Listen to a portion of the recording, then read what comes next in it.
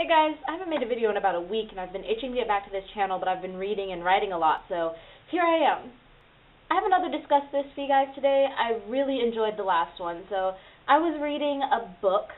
I know, it's hard to believe, but bear with me. I was reading a book. And that book was Red Riding Hood by Sarah Blakely Cartwright and David Leslie Johnson. But I'm about 35 pages in, and I can tell you right now, the main character is a Mary Sue. I don't know how many of you know what a Mary Sue is, so I'll give you a really fast definition, and then we can move on to actually talking about it. A Mary Sue is a cutout cardboard female protagonist in YA literature that is used as a device to make the reader feel like she could be the female protagonist. Mary Sues are very identifiable for me, but very easily identifiable because they have the same characteristics in every single book. They never change. There's never a sneaky Mary Sue. I know two Mary Sues that immediately come to mind. One is the main character from this book, and her name is Valerie, which is why I'm making this video today. And the other is from a lesser-known book. It's really obscure. You might have heard of it. It's called Twilight. Bella is very much a Mary Sue, and she has every single characteristic of a Mary Sue, and I'll list those for you guys right now. First, the Mary Sue is pale for no reason. There's a difference between being pale because your whole family is pale, being pale because you live in complete darkness, and being pale because you're undead.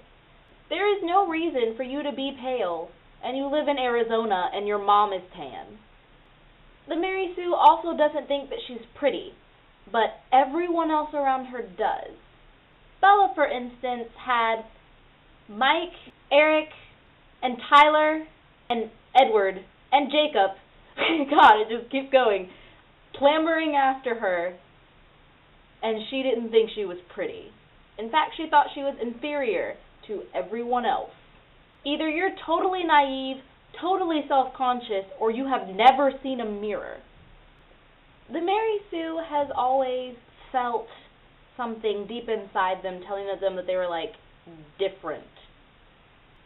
Either through dream sequences that are foreshadowing an ending or the plot twist, or whether it be through a gut feeling that is repeatedly mentioned, this tactic is completely cheesy and overused. There is a definite difference between feeling out of place because you're a teenager and you feel like no one understands you or no one appreciates you, and feeling like you were destined to be with a mysterious dark stranger. I've seen this tactic used well maybe once that I can think of right now. I'll talk to you guys in the comments, and if I remember another one, I'll let you know. But the only time I've actually seen it used well is in Beautiful Creatures. The Mary Sue is portrayed as having all of these wonderful, awesome characteristics, but they're never actually expressed in the piece. She's strong and smart, but she makes really bad decisions under pressure, and she's really weak, and she's really feeble, and she has to wait for the guy to come save her. She's apparently really intelligent, but you never see her pick up a book, and she makes really, really bad decisions. Another really good one is that they'll tell you that the Mary Sue loves to read or is always deep in a book. Throughout the course of the book, she either never picks up a book or she apparently reads 16th century literature that she's just in love with. No 16-year-old is going to read a 16th century novel, appreciate it, and understand it.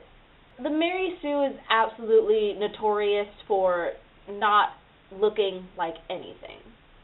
You will get tidbits of what she looks like through other people's eyes, or she'll look at a mirror and she'll say something about herself, or it's never a good description because the author wants you to feel like you could put yourself in her shoes and you could be the character. That's a really good sales tactic, but in the end it doesn't create a strong character. If you can't visualize the character in your mind and say, if this character walked into my room right now, I would know it was them, then your character is not full. Usually you'll get your description from them, and because their best friend will say something about their looks, like, oh, don't feel bad, with that gorgeous brown hair you'll be fine, or they'll be comparing themselves to their sister, and they'll be like, her hands were small and delicate, or mine were long and naughty. It's good. You can do both of those things, but if you don't get a solid description, you won't remember. If you get one sentence in chapter 1 about her hands, and another sentence in chapter 3 about her face shape, and then another sentence in chapter 7 about how tall she is, you're not going to be able to put that together. Sure, the description's in there, but not in an effective way.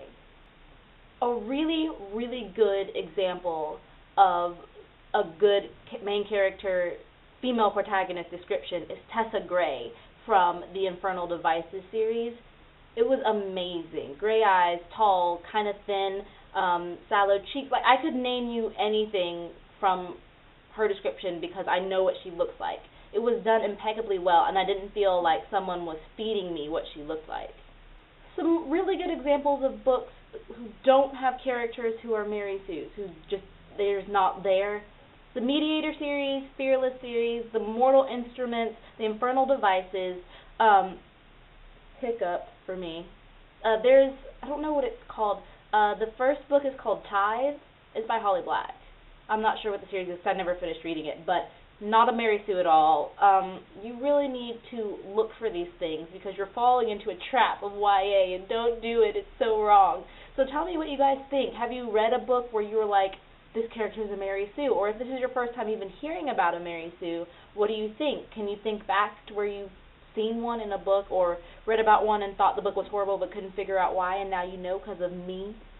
Let me know in the comments. Make a video response. I had awesome feedback last time, and I enjoyed it. I love getting opinions from you guys and talking to you about it. So let me know, and I will see you guys next video.